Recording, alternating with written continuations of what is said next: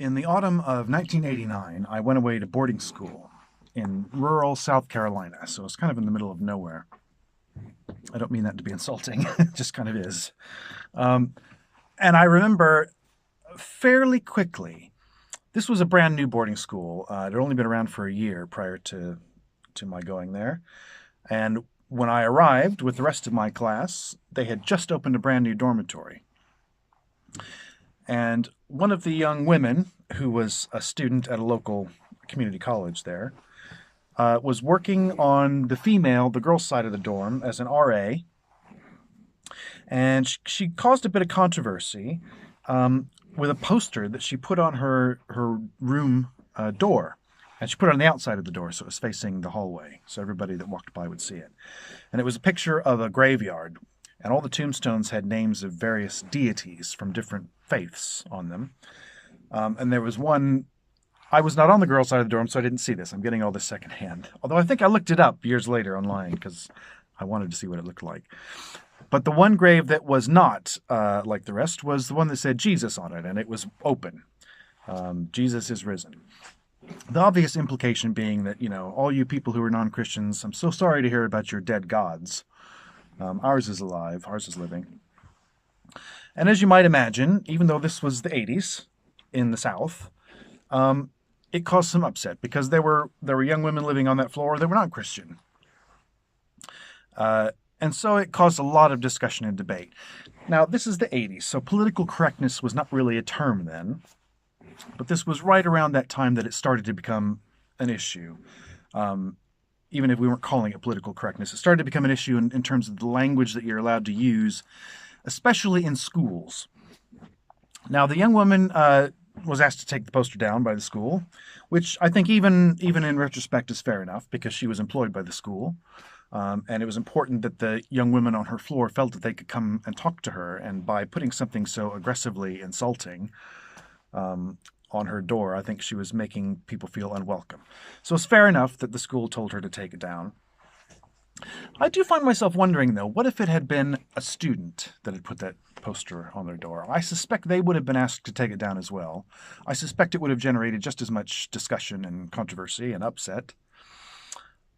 But in retrospect, I have mixed feelings about whether I think someone should be asked to take a sign like that down. Following on from that, a few years later, I went to university in Washington, D.C., graduated from high school in 91, went straight to university. So again, right at the birth of the sort of political correctness movement. And I became a co-chair of the lesbian and gay and bisexual student group on campus. And remember, this is 1991. Times were different. People that got involved with that club generally wanted it to be a secret that they were involved with that club. So there were no pictures of the gay and lesbian student club in the student newspaper or anything like that. And it was there. It was active when I started. I didn't start it up. I didn't originate it. But they didn't have an office. It was kind of just very much a social meeting once a week.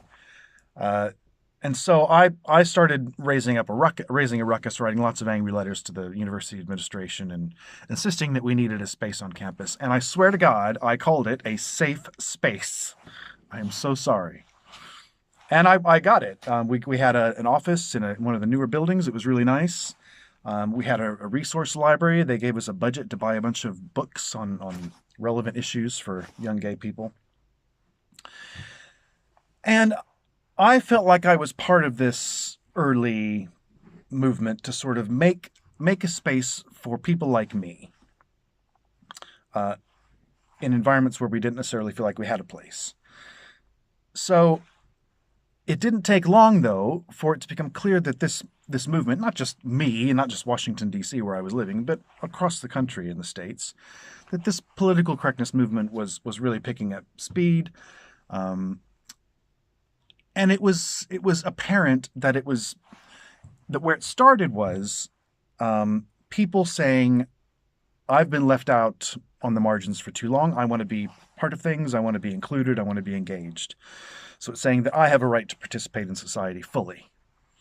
That was what it originally was for. But it very quickly became a movement where it was about policing people's language, um, and started butting heads with our sense of freedom of expression, what freedom of speech is all about. I recently saw someone on the news, this is in the UK now, which is a slightly different situation with this because there is no Bill of Rights here. I keep getting told there's a constitution. I don't believe it because I've never seen it. It's basically what the Brits call a constitution. I'm off the target now.